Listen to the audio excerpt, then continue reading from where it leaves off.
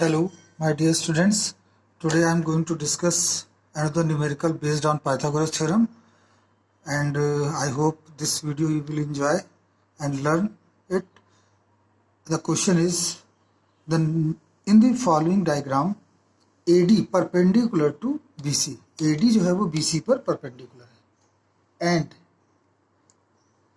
and D divide BC in ratio 1:3. मतलब ये 1 है और ये कितना है 3. मीन्स कि ये रेशियो आपका 1 है और ये आपका 3, 1:3. Prove that AC square 2AC square is equal to 2AB square plus BC square. ये हमें प्रूव करना है. तो देखिए, इस क्वेश्चन को सॉल्व करने के लिए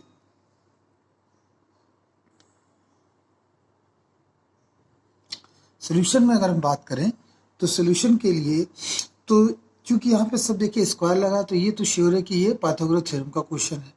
और देखिए AC स्क्वायर, तो अब ये देखिए AC स्क्वायर किस में आ रहा है, जब ये 90 है तो ये भी 90 होगा. तो AC स्क्वायर आ रहा है आपका ADB में, तो हम लिखेंगे triangle ADC in triangle AD. तो क्या होगा बच्चों, AC square is equal to AD square plus DC square. ये हमने क्वेश्चन एक बना लिया, क्वेश्चन नंबर 1. फिर दूसरी इक्वेशन, आप देखिए AB दिख रहा है, तो AB किस में आएगा, ट्रायंगल ABD में. तो हम यहाँ लिख देंगे AB square is equal to AD square plus BD square.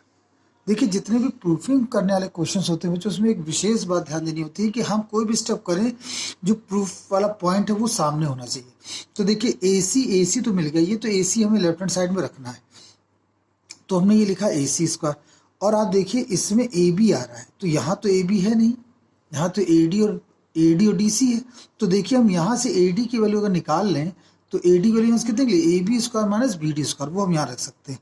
तो हम यहाँ से निकाल लेंगे AD square is equal to AB square minus BD square, AB square minus BD. तो ये हम AD की वैल्यू यहाँ उठा कर रख देते हैं. तो ये आता है आपका AB square minus BD square plus DC square. हमने क्या किया बच्चों, AD की जो वैल्यू थी वो यहाँ पर इक्वेशन 2 से निकाल के इक्वेशन 1 में रख दी. अब एक और अच्छी बात हमें प्राप्त हुई कि कम से कम AC और AB दिखने लगे. ये दोनों क्वेश्चन में आंसर में नहीं है, इनकी जगह क्या आ रहा है, BC. अब हम ये सोचें कि BD को BC में कैसे ले सकते हैं और DC को BC में कैसे ले सकते हैं. तो वो देखिए यहाँ पर आपका ये अब रेशियो यूज होगा. तो देखिए क्वेश्चन में कि जो BD रेशियो DC आपको दे रखा है कितना, 1:3. तो आप जानते टोटल कितनी लेंथ है BC. तो अगर मैं केवल पूछूं कि BD कितना होगा, तो आप बोलोगे टोटल का ये कितना है 1/4. तो टोटल है आपका BC, उसका है 1/4. और मैं पूछूं आपका DC कितना है, तो आप बोलोगे टोटल का है ये 3/4. देखिए सिंपल सा ये रेशियो का कॉन्सेप्ट है, इसके बारे में हम बाद में कभी डिस्कस करेंगे. लेकिन यहाँ पर आपको ये क्लियर होना चाहिए कि टोटल जितना दिया होता है उतना, और ये जो रेशियो होता है इनको ऐड करके अपॉन लिख देते हैं और उसका पोर्शन न्यूमरेटर में लिखते हैं. तो आप ये देखिए कि BD जो है वो टोटल का कितना है 1/4 है और DC कितना है टोटल का 3/4 है. अब ये वैल्यू हम यहाँ पे उठा के रख देंगे. तो BD की जगह हम लिखेंगे, BD की जगह लिखेंगे BC/4. तो ये हो जाएगा BC स्क्वायर अपॉन 16. और फिर DC की जगह लिखेंगे 9/16 एंड BC स्क्वायर. तो आप देखिए AC स्क्वायर ये आया, AB स्क्वायर ये आया माइनस. अब ये दोनों हम सब्ट्रैक्ट कर सकते हैं BC. तो 9 में से 1 सब्ट्रैक्ट हो जाएगा, तो ये आ जाएगा प्लस का 8/16 BC स्क्वायर. और फिर लिख सकते हैं AC square is equal to AB square और BC स्क्वायर बाई 2. 2 से मल्टीप्लाई कर दें हम, तो 2 से मल्टीप्लाई करेंगे तो 2AC square 2AB square and BC square. ये आपका आंसर आ गया. यही आपको देखिए बच्चों प्रूव करना था, AC square is equal to AB square plus BC square. तो पाइथागोरस थ्योरम पे जो क्वेश्चंस होते हैं वो आसान होते हैं, बस थोड़ा सा आपको सोचना पड़ता है. प्रूव करने वाले कोई भी क्वेश्चन आप लेंगे वो आसान ही मिलेंगे, लेकिन थोड़ा सा आपको रियलाइज करना पड़ेगा कि ये क्वेश्चन कैसे सॉल्व हो रहा है. आइए एक और क्वेश्चन लेते हैं. क्वेश्चन में लिखा है कि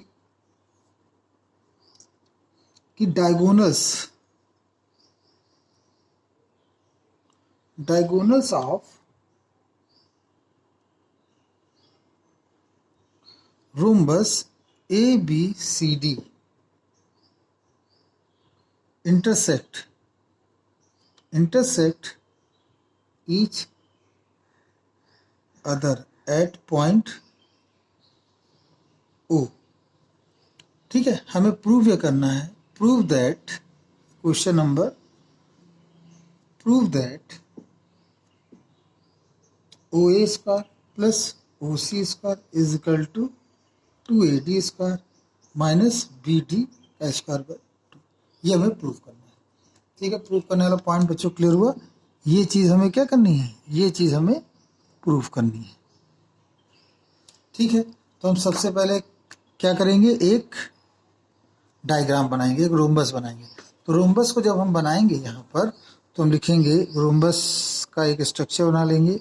तो दिस इज रोम्बस, ए ये है, बी ये है, सी ये है, डी, और इसका डायगोनल एक ये जा रहा है और इसका डायगोनल एक ये जा रहा है, ये दो इसके डायगोनल।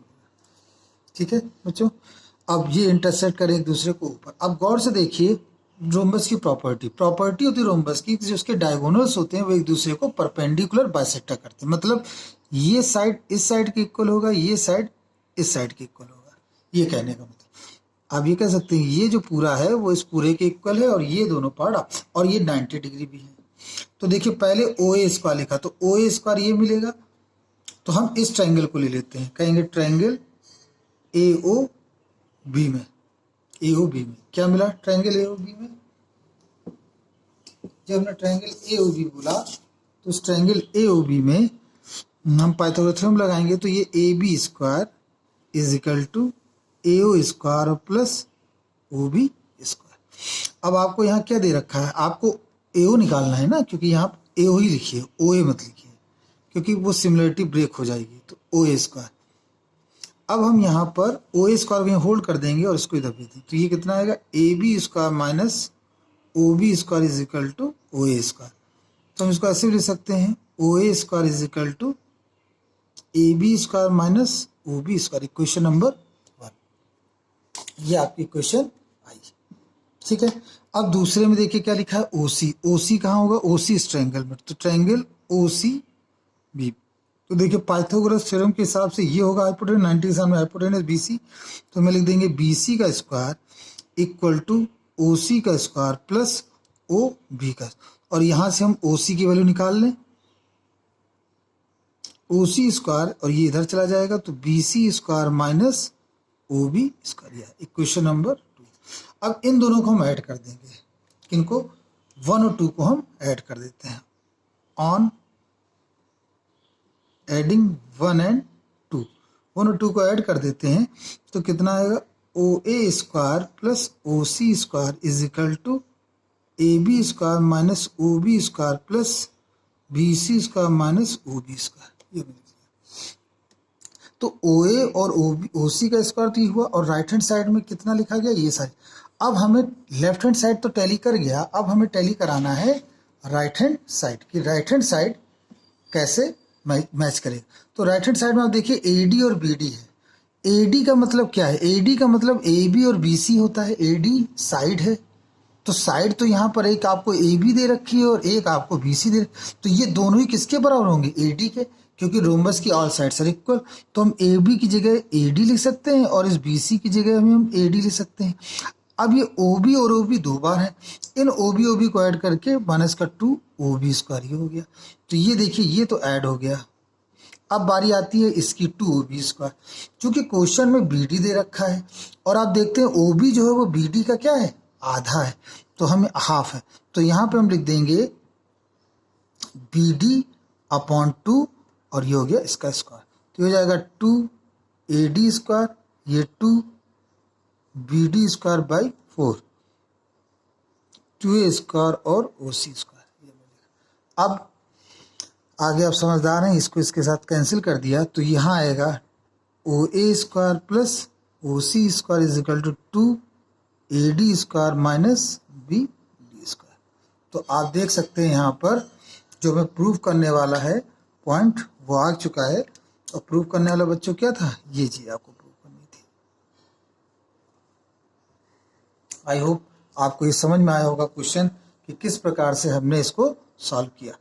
तो वास्तव में पाइथागोरस थ्योरम के क्वेश्चन बहुत आसान है, बस थोड़ा सा आपको अलर्ट होना पड़ेगा। Let's stop here. I hope you like it. Thank you very much.